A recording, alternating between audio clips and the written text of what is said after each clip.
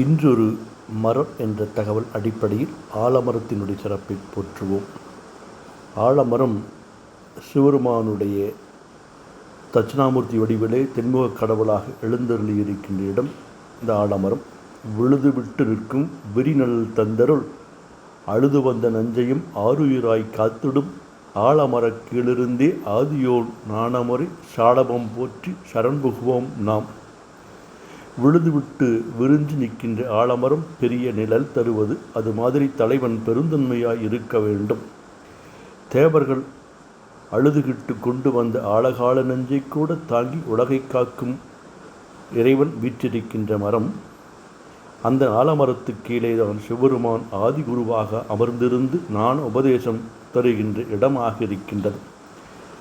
அந்த ஆலமரத்தை அதன் கீழே உபதேசம் செஞ்ச சிவனை நாம் போற்றி சரணடைவோம். அதுபோல அந்த மரத்தையும் போற்றி அதனுடைய சிறப்பை போற்றுவோம். அதுதான் இந்த மரத்திற்கு நாம் செய்கின்ற ஒரு புண்ணியமாக கருதப்படுகின்றது. மிக தொன்மையான மரம், 1000 ஆண்டுகள் வாழ்கின்ற மரம், கிளைகள் விட்டு விழுது விட்டு தானே தூண் மாதிரி நிற்கின்ற ஒரு பெரும் மரம்.